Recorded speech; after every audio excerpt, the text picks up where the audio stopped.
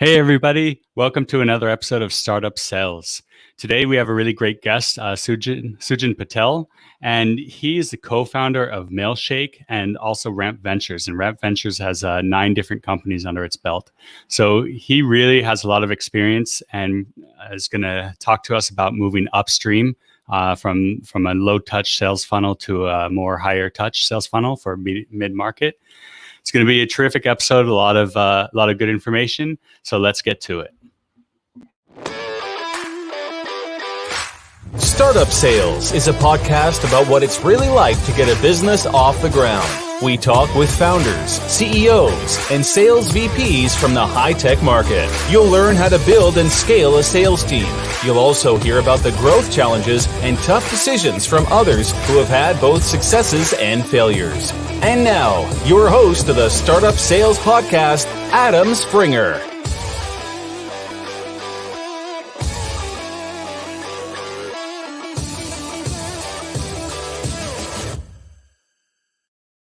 Hey, Sujan, thanks for joining us. Thanks for having me. I love that intro for you. I'm so pumped right now. Although I'm going to stay seated here, but that was awesome. Thanks. It's the music. It's really gets you going. Yeah, I want us to go do stuff now. I want to go just knock out a bunch of growth channels or go sell some stuff right now. Perfect. All right. Can you introduce yourself a little bit to everybody listening? Yeah, sure. So my name is Sujan Patel. I've been doing kind of digital marketing and in the startup space for probably 15 years now. I've failed at launching lots and lots of companies, succeeded at a handful, and I'm in the process of a handful more. So explaining what I do is really complicated. I still haven't nailed the elevator pitch. I A/B test it all the time. So I've got what I do every day is Ramp Ventures. Ramp Ventures owns and operates 9 SaaS companies, and Mailshake, Voila, Norbert, Right Inbox, Q. We've got a handful more narrow. We just got a bunch in the sales and marketing MarTech space. Mailshake's kind of the one I focus on the most. Biggest team, biggest kind of size company or most recognizable brand. But my business, essentially Ramp Ventures, is in the business of buying and operating SaaS companies. So we buy them at somewhere between $500,000 and $1 million ARR, and then we grow them. Why that range? Because it's hard as hell to get to that point.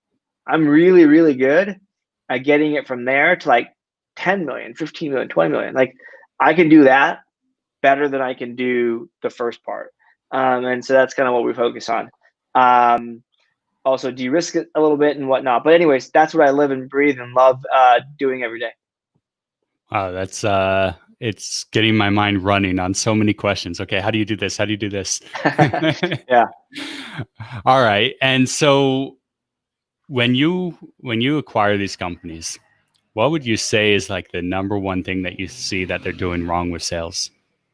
Well, I think they don't do it, or they do a really bad job at it. I think that's the two big things, right? To me, it's the same. It's like if you're going to do a bad job at it, you might as well not do it. And what I mean by this is that it's almost like the founders or the people I run into are scared or allergic to sales. It's like even when they do it, it's like, yeah, but I don't want to really talk to you. Is there anything I can do before I talk to you, right? And it's like, if you're going to treat sales as I don't really want to talk to you, you're not going to get the results, right? Like sales is opposite. It should be like, I want to talk to you. Are you free right now, actually, in 2 minutes? We at Mailshake, our sales team, we have 3 sales reps. If they see it open in their schedule, they'll reach out to leads that they have, demos they have tomorrow, and just try to pull them forward, right? Like it's not only they want to talk to you, they want to talk to you right now or faster, right? So the biggest mistake is really not focusing on sales, or making it difficult to kind of have that conversation. And so if you're a founder that you just don't, sales and talking to people is not your thing, that's okay. Just go hire somebody to help you. And there's nothing wrong with that. And you can never do it too early, because if you fail at selling, that person pretty much is getting you product feedback. Yeah. I really agree, but you really think just hire somebody, or do you think to do the sales at least a little bit yourself, so you have an idea and you have your finger on the pulse? I'd prefer to go and say like do the sales yourself. Yeah. But if you're a technical co-founder, if you're a technical founder, don't do that. If you're a technical founder, go hire somebody. If you're non-technical founder, I think you have a better chance of getting to something. And the reason I say that is like, if coding is your thing, generally speaking, you're not going to be like, your brain is just wired a little differently than what it takes to be a really good salesperson. And there are obviously exceptions to that, right? A lot of great technical sales folks, but generally speaking, as a founder, do you want to add learning how to sell as another part of what you do if you just never did that before? Interesting. Okay. I like what you said about having your salespeople are actually reaching out to tomorrow's demos and trying to get it earlier. Have you seen a good positive impact from that? Yeah, so it actually doesn't pull the demos earlier. It actually just confirms that they're going to make the demo the next day. So it reduces the no-show rate a little bit. Exactly percentage, I don't know, but it reduces the no-show rate, because that's a big part of the sales funnel. Is like, no matter how many leads or demos or whatever calls you book, you're going to have some people who just don't show up, and that number can go from anywhere between 20% to like 70%. That's horrible if it's 70%, but I think 20 to 30 is probably about normal for a software company or a startup. Interesting. All right. So how did at Mailshake, your first, this was your first baby that you still have around? Yeah. So we started that company. Yeah, it was me in the beginning. I did the sales. So what I did was pretty much made it. Well, first of all, we didn't have a back end. We didn't have a system built to actually onboard people. We just said, instead of building all this stuff, let me just go talk to people and see what we should build, right? Like, so there was no self-service sign up because we didn't build it yet, right? It was just like, but we made it look like there was. It's like, hey, before you finish, jump on a call. Let's just, we'll hash out the details. And that helped us really figure out what people wanted to do, where they were at. Like, it really helped us figure out the customer persona, like the buyer persona. And it also helped us iron out like the pain points people have. And so, so it really fixed the onboarding for us before it happened, before it got broke, before it like messed up. We just launched with a correct onboarding. And we launched with having talked to maybe 30, 40 potential customers, helped me understand if our offering was compelling enough, or like, how you have on a pricing page, you have like a list of features. Yeah. Think about that as like, for me, I just talked to them and understood what things that mattered to them the most. And so that list of features was like 3 things, and so, yeah, it just helped us really understand the thing. And the other part it helped us do is understand a competition. Like, so why are you moving, or why are you looking for a new software? Why are you like, what caused you to get on the Mailshake? And people would just word vomit all the things they hate about XYZ competitor. And it was awesome, because like that, combined with a lot of me doing competitor research by looking at G2 Crowd and Capterra reviews, helped us define kind of our unique selling point, which is ease of use. And you'd think like ease of use is such a small, like really small thing, but it's, I would agree with you had I not done this research, but it's a big thing. Like, the only thing that's different between Mailshake and 72 of our competitors, 72 comparable, like pretty decent offerings, is more, but decent offerings, is our ease of use. Like, that is the core differentiator. And so it did make a difference. I love that you actually asked that question of your prospects and your clients. What do you love more about us? What do you not like about the competition? Because so many founders or some even salespeople are afraid to ask these kind of questions, and this is where you are able to build a process and a product that thrives. Yeah, absolutely. I think you have to be honest with yourself, and think about it this way: like whether you ask the question or don't ask the question, the thoughts still exist in that person's mind, right? Like, so if I don't ask you what brought you to Mailshake, or what made you sign up, or what you're trying to get out of of using Mailshake, you still have that idea in your mind. Like, you still know what you want to do. You just haven't told me, so I can't help you. So, like, it's knowledge is power here, right? And even if you are like, someone's like, I need to do this, I need to connect it with my CRM, and we're like, we don't have that integration. Even if the answer is no, now you can close the door saying, look, we don't have that. And you go back to the dev team and say, look, I've talked to 3 people today and they all want this, right? And so again, when you lose a deal, it's product feedback. When you gain a deal, it's revenue and product and feedback, right? Especially in the early days, because it's just so easy to kind of get caught up into like, I'm going to go build all these things, but then the customer might be like, I really want this, and hopefully that matches up, but I would call that product market fit, but it doesn't, and it never does early on, right? Like there's always a moving slide, and then eventually it's like, oh, locked it up, it matches, now let's go, we can scale. I think that's a good, strong argument as well for the founder should be doing the sales at the beginning. Yeah, if at all possible, do the sales. If you can pull it off, right? Like, I mean, my co-founder's the technical guy in the business. If I had him having calls, it would not have gone well. Like, so also just kind of know your strengths and your weaknesses. If you hire a salesperson, you'd probably want like an SDR, let's just call them like 40, 50 grand a year, maybe 60. If you're around for a year, that's maybe expensive. Hopefully they've worked out and they've generated revenue, but like, let's put it for 3 months. So, 50 grand for 3 months is like, let's just say $15,000, right? So for $15,000, you validate your product and hopefully generate some revenue. So it seems like a big number, but $15,000, or continue to do something that doesn't work, time value, like $15,000 isn't that much, right? Especially when you take into account lost opportunity. If you were to do the work yourself versus having somebody do some of the work for you. Yeah, exactly. And so then you in parallel can do something else, right? Like, so as soon as I did a bunch of calls, I realized I don't want to do sales. Like, I shouldn't be doing it.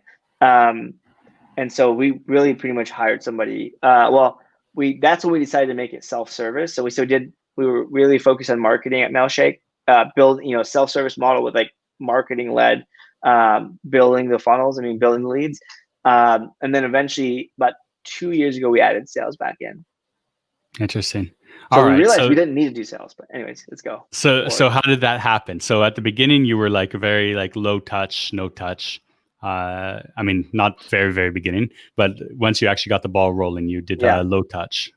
Yeah. So let's call it post product market fit, right? Like, we figured stuff out that took us, unfortunately, like 2 years, because we pivoted from like we were targeting marketing people, and turns out the people who really love the product were salespeople. So, silly us. But anyways, moving on so we went from low touch for like 2 years to low to no touch, to having a sales team, and even that was like, we did a low touch to kind of a little bit, and then we did more and more and more, and now we're like, yeah, we want to talk to you. We want to talk to you for sure, but only if you're a salesperson. So Mailshake still has a lot of marketing and PR and HR folks using us, because we're an email and outreach tool, so you can do whatever you need.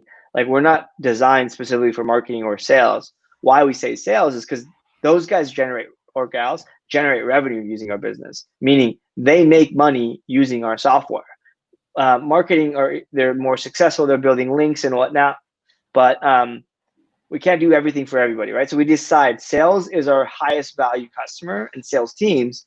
And so when we thought through the ICP, the ideal customer persona, we identify they are salespeople, that's when we knew, okay, well, if we want to onboard a sales team to use us, they got to connect their CRM, they got to go, get their colleagues or team members, get like familiar with the software. So there's like too many steps to, if they did it themselves, and people still do it themselves, we only connect with like maybe 30, or actually 40% of our new business comes from, has a sales touch. But my point is, we were able to just kind of, when we did the math on who's our customer, who's our best customer, and then what it takes to onboard that best customer if they were to do it themselves, like, oh yeah, no brainer, duh, you need sales, because it's not just like 2 minutes and you're done, right? Like, Yeah. And then if it was 2 minutes and you get stuck connecting your CRM, then you're just going to churn, right? And it just took us 2 years to figure that part out. Yeah. It took us 2 years to say, oh yeah, well shit, we should be doing sales. And So- yeah. Okay. So when you brought in the sales team, you obviously have to increase the dollar value of each client. And so how did you go up market? How did you increase your pricing and your offering to a new tier of companies? So we actually didn't. The salesperson did. So it's a common fallacy that, or belief that in order to sell, you need to increase your price, and do it beforehand. No, actually, the salesperson will figure out, if you get the right person, right? You teach them how to, how to sell your product and A big demo asterisk. your product. Right. I mean, well, I think that's okay. If you hire well, right? Which, okay, maybe not the first go, the second go, but you'll figure it out eventually. It's not like sales is not like a mystical creature that's never been done before. Plenty of people do this, right? Go hire somebody who's sold in your industry. Go hire somebody who has sold software if you're selling software, if that's your business. But anyways, my point is, it was our salesperson who told us, or proved to us, that they're able to sell higher deal value because the revenue that they were bringing in, the ARPU, the LTV, the contract value was all double, triple, quadruple what our self-service was. And so it's still like that to this day. We've actually continued to increase our prices year over year since we launched. So we launched with a very low price, like making price a very minimal friction point to the process. We launched like 2 years late, 3 years late in the market. So like that was our advantage, part of our marketing strategy, to eat the cost and pretty much not make money in our first 2 years of business of customers. Like we would lose money if you do the math of like what it takes to support them, to get market share, right? That was our strategy. But anyways, along the way, when we added the salesperson, I think we had like $19 or $29 a month per user. Now we're $59 and $99 a month. So like way more expensive. But even then, like our self-service cohort versus a sales assisted is double to triple the revenue, or MRR or ACV. Interesting. How many touch points does the salesperson have on average? In our funnel, so we're still like SMB mid-market at the biggest end. We're still selling within 15 days. So with under 1 month is our kind of number. That's not us wanting to be that. That's actual data of like maybe 5,000 or 6,000 customers who came through the door.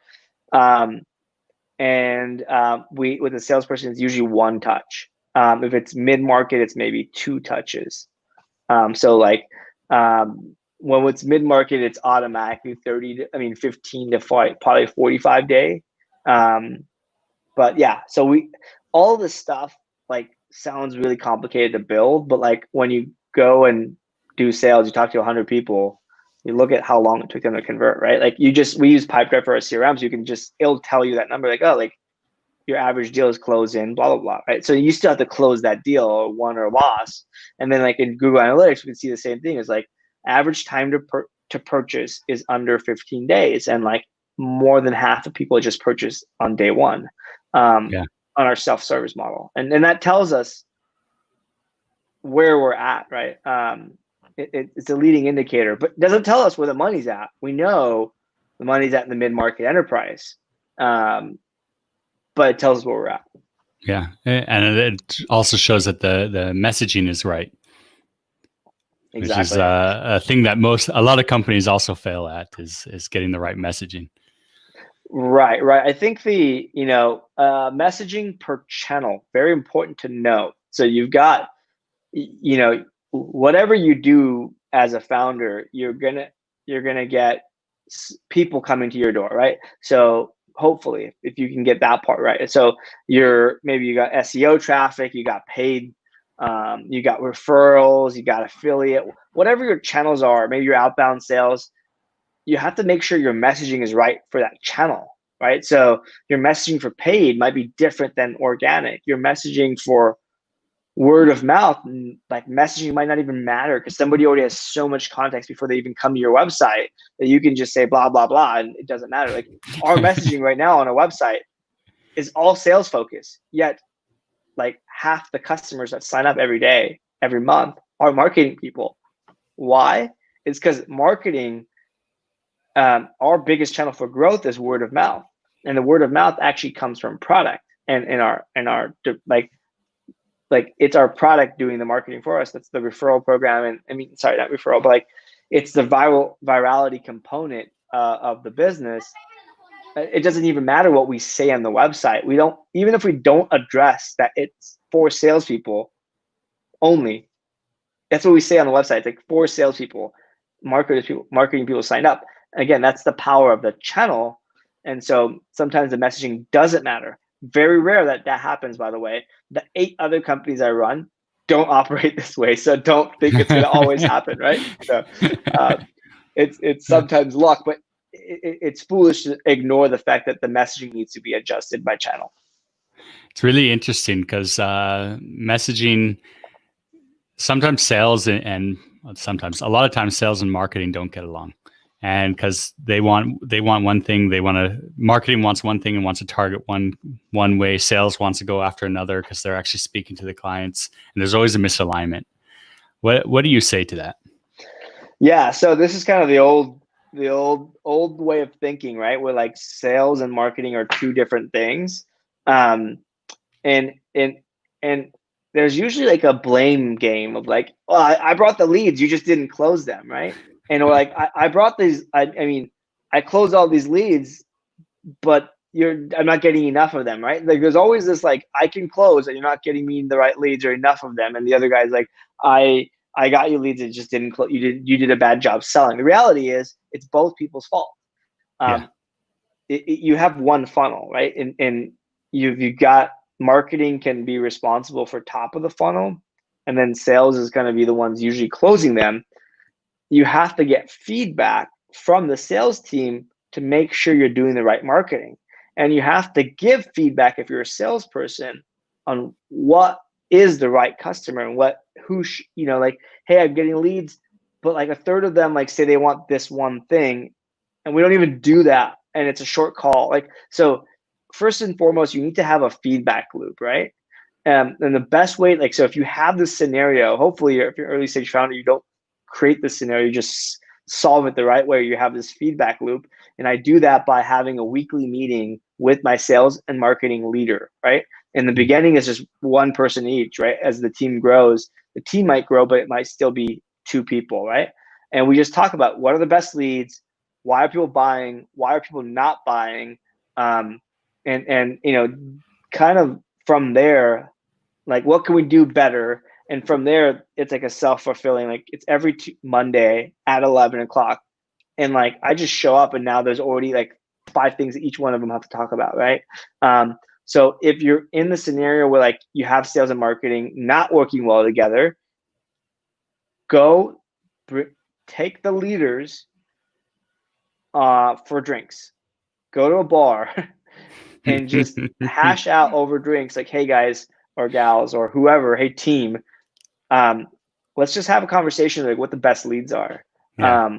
Let's just have a conversation of like what you're doing on marketing, where the leads are coming from. And I guarantee you after a drink or two, kind of guards go down. That's the first thing. The fingers stop pointing and you realize that one human being is spending their lives bringing leads, and another human being is getting those leads, and they're just not the greatest. There's some feedback, or there's some like, this is not working. And when one of the two figure out what part's broken, nobody wants to waste their time every day, right? Like nobody's going to intentionally say like, I'm going to go get leads, but they're going to be bad leads, right? You just don't know, right? So once that guard's down, you usually fix it and then start the weekly meetings, right? Or maybe you have to have 2 or 3 happy hours to get it solved out. So do that. Be prepared, maybe depending on how severe the problem is, maybe for people to be late the next day. That's good. Or if you don't drink, buy them lunch, right? Like go buy them lunch, buy them dinner, whatever, right? You don't have to drink to solve this problem. You just have to get their guards down. Take them out of the work environment and like you said, the blame game. Yeah. And I really like that because everybody's on the same page. We're all here to make money. We're all here to grow the company. So you just have to get that message across somehow and make it safe to talk.